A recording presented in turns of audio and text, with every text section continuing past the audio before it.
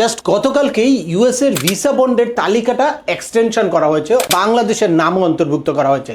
তো এই ভিসা বন্ডের তালিকায় বাংলাদেশিদের নাম অন্তর্ভুক্ত করার ফলে বাংলাদেশি ভিসা প্রত্যাশীদের জন্য কি প্রভাব বয়ে আনবে বা কিভাবে এই ভিসা বন্ডটা কাজ করবে সেটাই আলোচনা করব আজকের এই ভিডিওতে। চলুন শুরু করা যাক। তার আগে বলে নিচ্ছি, যারা আমাদের চ্যানেলে নতুন বা আমাদের চ্যানেলটি এখনও সাবস্ক্রাইব করেননি, please hit the subscribe button. আর যারা অলরেডি সাবস্ক্রাইব করেছেন তাদেরকে অসংখ্য ধন্যবাদ।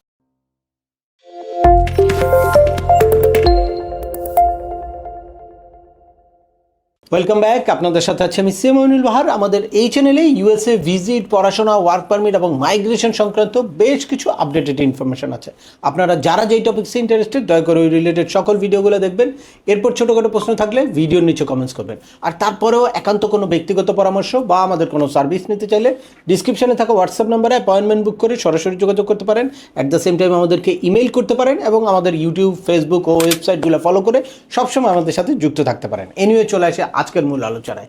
আপনারা দেখেছেন বেশ কিছু মিডিয়া আসলে ফলো করে প্রকাশ করছে যে বাংলাদেশিরা ভিসা বন্ডের তালিকায় চলে এসেছে। এখন $15,000 বাংলাদেশি টাকায়, এটা 18,50,000 টাকা সকল ভিসা প্রত্যাশীদের দিতে হবে। আসলে ব্যাপারটা এরকম না। এ ব্যাপারে বেশ কিছু আমি দেখছি যে ভ্রান্ত ইনফরমেশন দেওয়া হচ্ছে। তাই আপনাদের কাছে ক্লিয়ার করতে চাই যে এই ভিসা বন্ডটা কি এবং কিভাবে কাজ করবে, বাংলাদেশিরা এই ভিসা বন্ড আসার ফলে কি কি সতর্কতা অবলম্বন করবে। তো প্রথমেই হচ্ছে, এই ভিসা বন্ডটা হচ্ছে যেই দেশের ট্যুরিস্টরা বা নন ইমিগ্রেন্ট ক্যাটাগরির ভিসা হোল্ডাররা গিয়ে ভিসা মিসইউজ করে, ভিসার এই চান্সেসটাকে মিসইউজ করে, তাদের জন্য এই ভিসা বন্ডটা চালু করা হয়েছে। আপনারা জানেন যে এর আগে প্রথমে অল্প কিছু কান্ট্রির ছিল, নতুন করে 25টা দেশকে এই ভিসা বন্ডের তালিকায় অন্তর্ভুক্ত করা হয়েছে। এখন মেবি 35টার মতো দেশ এই তালিকায় আছে। এখন বাংলাদেশের নামও আছে, যেটা এর আগে ছিল না। গতকালকে এই এন্ট্রি হলো। তবে আমার মনে হয় যে এটা নিয়ে খুব বেশি হতাশ হওয়ার কারণ নাই বা ফ্রাস্ট্রেটেড হওয়ার কারণ নাই। এইটা হচ্ছে মানে ভিসা অফিসারের একটা পাওয়ার। ভিসা অফিসার চাইলে এই ভিসা বন্ডটা নিতে পারবে আপনার কাছ থেকে।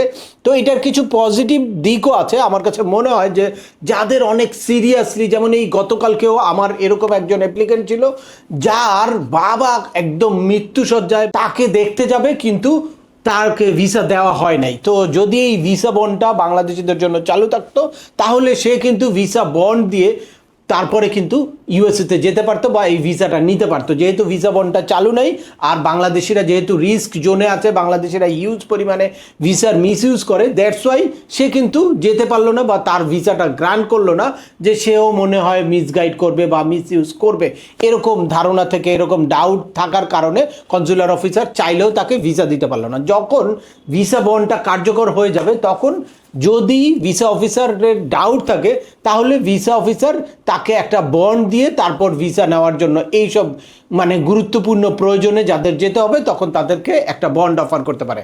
এই বন্ডটা হতে পারে 5,000, এই বন্ডটা হতে পারে 10,000 বা 15,000, ম্যাক্সিমাম $15,000 পর্যন্ত।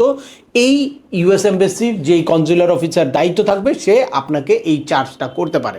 তবে এটা রিফান্ডেবল। যদি আপনি সঠিকভাবে ভিসার ব্যবহার করে তারপর দেশ থেকে ফেরত আসেন তাহলে এটা কমপ্লিটলি ফ্রি। বাট আপনারা যদি কোনো কারণে আপনাদের ভিসার মেয়াদ শেষ হওয়ার পরেও ইউএসএতে থাকেন বা টাইম মতো ফিরে না আসেন বা কোনো ভিসা স্ট্যাটাস চেঞ্জ করার জন্য, স্পেশালি অ্যাসাইলাম সিক করার জন্য আপনারা যদি কোনো আবেদন করেন তাহলে এই টাকাটা রিফান্ড পাওয়ার কোনো রকম কোনো সুযোগ নেই।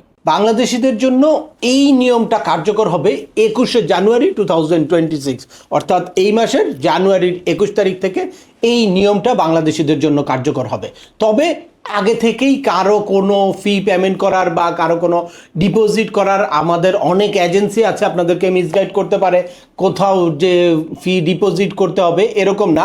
আপনি ভিসার ইন্টারভিউ দিবেন, ইন্টারভিউ দেওয়ার পরে কনসুলার অফিসার যদি বলে তখনই কিন্তু আপনার এই ফিটা পেমেন্ট করতে হবে। এই ভিসা বন্ডের আওতায় যারা ভিসা নিবে বা বন্ড দিয়ে যারা ভিসা নিবে তারা 3টা পোর্ট ইউএসএর ব্যবহার করতে পারবে। এর মধ্যে একটা বোস্টন এয়ারপোর্ট, একটা John F Kennedy airport New ইয়র্কে, আর একটা হচ্ছে ওয়াশিংটন এয়ারপোর্ট।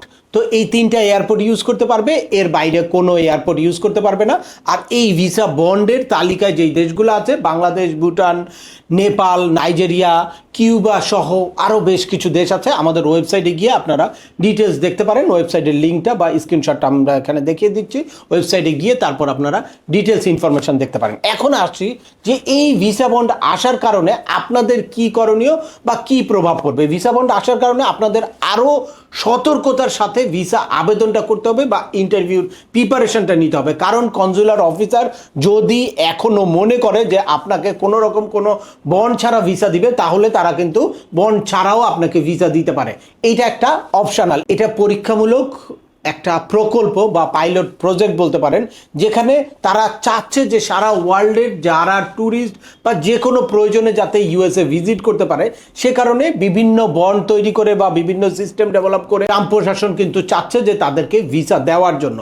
তো আপনারা যদি সঠিকভাবে প্রিপারেশন নেন, সঠিকভাবে DS-160 ফিল আউট করেন বা সঠিকভাবে ইন্টারভিউর প্রিপারেশন নেন, তাহলে 21শে জানুয়ারির পরেও আপনাদের কিন্তু ভিসা বন্ড ছাড়া, কোনো রকম কোনো বন্ড ছাড়াও ভিসা হতে পারে। সে কারণে এখন আপনাদের বাড়তি কিছু সতর্কতা নিতে হবে এবং সঠিকভাবে ভিসার জন্য আবেদন করতে হবে। এক্ষেত্রে আমার হিউজ ইনফরমেটিভ ভিডিও আছে, DS-160 ফিল আউট করা, ইন্টারভিউর প্রিপারেশন এবং কনজুলার অফিসার আপনি ইন্টারভিউর আগেই কোন কোন জিনিসগুলো রিভিউ করে, কিভাবে কনজুলার অফিসার ভিসার ডিসিশনটা নেয়, এই ভিডিওগুলো সব দেখে সঠিকভাবে DS-160 ফিল আউট করে এবং ইন্টারভিউর সঠিক প্রিপারেশন নিয়ে তারপর আপনারা যদি ভিসার জন্য যান, তাহলে বন্ড ছাড়াও কিন্তু আপনাদের ভিসা হতে পারে। বা বন্ড দিলেও এটা যেহেতু 5,000, 10,000, 15,000 পর্যন্ত আছে, এটা মিনিমাম ক্যাটাগরিতে আপনারা রাখতে পারবেন। তাই আপনাদের এখন থেকে ইউএস ভিসা আবেদনের ক্ষেত্রে নতুন করে বাড়তি কিছু সতর্কতা অবশ্যই নিতে হবে এবং সঠিকভাবে আপনাদের ভিসার আবেদনটা করতে হবে। তো আজকের ভিডিওটা দীর্ঘায়িত করছি না, আশা করি এই ভিডিও থেকে ভিসা বন্ড নিয়ে আপনাদের যত রকম প্রশ্ন ছিল সকল প্রশ্নের আনসার পেয়ে গেছেন। তারপরেও আপনাদের যদি এই সংক্রান্ত কোনো রকম কোনো প্রশ্ন থাকে, অবশ্যই আমাকে কমেন্টস করে জানাবেন। আর ভিডিওটি ভালো লাগলে বা তথ্যবহুল মনে হলে লাইক দিয়ে আপনার বন্ধুদের মাঝে শেয়ার করে দিবেন, যাদের এই ইনফরমেশনগুলো অত্যন্ত প্রয়োজন। আবার দেখা হবে নতুন কোনো গুরুত্বপূর্ণ টপিকস নিয়ে। সে পর্যন্ত সবাই ভালো থাকবেন, সুস্থ থাকবেন এবং আমাদের চ্যানেলের সাথেই থাকবেন। আল্লাহ হাফেজ।